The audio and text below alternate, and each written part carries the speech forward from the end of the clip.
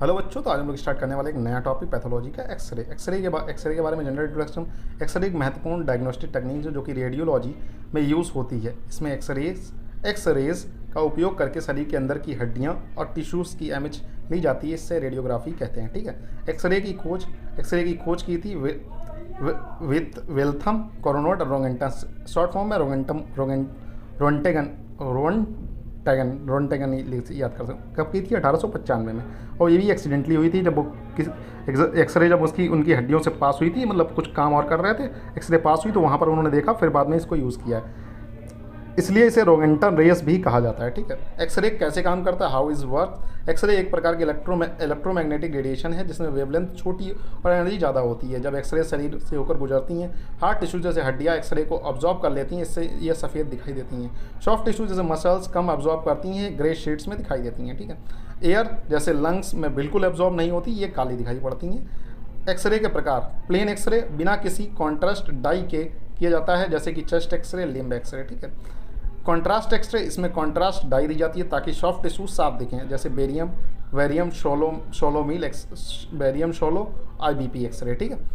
Dental x ray दांतों की स्थिति और डीके देखने के लिए। ठीक है। मैमोग्राफी एक्सरे स्तन कैंसर को डिटेक्ट करने के लिए किया जाता है। मैमोग्राफी एक्सरे स्तन कैंसर को डिटेक्ट करने के लिए किया जाता है, मतलब ब्रेस्ट कैंसर के लिए रिलेटेड है। फ्लोरोस्कोपी मूविंग एक्सरे वीडियो जैसे इमेज देती है, रियल टाइम स्टडी होती है इसमें। ठीक है। मूविंग एक्सरे वीडियो जैसी इमेज देती है। ठीक है। एक्सरे के यूजेस अगर हम बात करें तो क्लिनिकल यूजेस ऑफ एक्सरे, तो पहला तो सब लोग जानते होंगे कि टूटने टाटने पे होता है। हड्डियों में फ्रैक्चर या डिसलोकेशन को देखना। चेस्ट जैसे ट्यूबरक्लोसिस, निमोनिया वगैरह इससे अच्छी तरीके से दिख जाती हैं। लंग कैंसर वगैरह भी दिख जाता है। जॉइंट डिसऑर्डर जैसे अर्थराइटिस, ऑस्टियोआर्थराइटिस, मतलब जॉइंट से रिलेटेड जितने भी चीज़ें हैं। बोन ट्यूमर्स, बेंजिन और मैलेगिन ट्यूमर्स को डिटेक्ट करना। Dental problems, impact, tooth decay, foreign body detection, spine related spine disorder जैसे स्पॉन्डिलोलाइटिस, स्कोलोसिस वगैरह हम इससे देख सकते हैं। ठीक है। क्या क्या देख सकते हैं? पहली बात तो हम बोन फ्रैक्चर याद करना, दूसरा चेस्ट डिसीज याद करना है। जॉइंट डिसऑर्डर्स, बोन ट्यूमर्स, मतलब बोन से रिलेटेड जितनी भी प्रॉब्लम्स हैं देख सकते हैं। डेंटल प्रॉब्लम्स देख सकते हैं, फॉर्जन बॉडी डिटेक्शन देख सकते हैं, स्पाइन प्रॉब्लम्स देख सकते हैं। ठीक है। एक्सरे इमेज की interpretation, how to read x-ray. अब एक्सरे को किस तरीके से, जैसे आपको कभी एक्सरे दे दिया किसी ने, आप डॉक्टर बनने जा रहे हो, तो कैसे देखोगे एक्सरे में आखिर है क्या। एक्सरे पढ़ते समय निम्नलिखित बातों का ध्यान रखें। पेशेंट की डिटेल्स, उम्र और एज के अनुसार देखें। व्यू कौन सा, AP है, लैटरल है, ऑब्लिक है, वो तो ऊपर लिखा होता है, तो आप वहाँ से देख सकते हैं। बोन अलाइनमेंट, फ्रैक्चर और डिसलोकेशन, बोन का अलाइनमेंट देखें। पहले नेचुरल बोन, अगर आप नेचुरल बोन को पढ़े होंगे कि कैसे कौन सी बोन कैसे होती है, तभी आप पता पड़े। बोन डेंसिटी, ऑस्टियोपोरोसिस को देखें। जॉइंट स्पेस, अर्थराइटिस को देखें। जॉइंट स्पेस लिया क्योंकि अर्थराइटिस को देखने के लिए सॉफ्ट टिश्यू शैडो आएगा, और फॉर्जन बॉडी अगर प्रेजेंट है वो देखें। ठीक है। एक्सरे में व्यूज़ के अनुसार हम क्या क्या देख सकते हैं। ठीक है। अगर चेस्ट PA व्यू होता है, PA व्यू पोस्टियोलैटरल, स्कल के लिए AP और लैटरल चलता है, चेस्ट के लिए PA और लैटरल चलता है। ठीक है। स्कल के लिए AP और लैटरल चलता है, स्पाइन के लिए AP और लैटरल, AP मतलब एंटीरियर पोस्टीरियर। ठीक है। पोस्टीरियर एंटीरियर चेस्ट के लिए चलता है सिर्फ। ठीक है। लिम्स के लिए AP और लैटरल चलता है, पेल्विक के लिए AP चलता है, और जॉइंट्स के लिए ऑब्लिक और AP चलता है। सिर्फ चेस्ट के लिए PA चलता है। ठीक है, याद रखने। Mnemonics for X-ray interpretation, ABCD। A से अलाइनमेंट ऑफ बोन अलाइनमेंट ठीक है या नहीं। बोन टेस्टेड डेंसिटी चेक करो। कार्टिलेज जॉइंट स्पेस नॉर्मल है। ठीक है। D से डिफॉर्मिटी, फ्रैक्चर, कोई फ्रैक्चर या डिफॉर्मिटी तो नहीं है।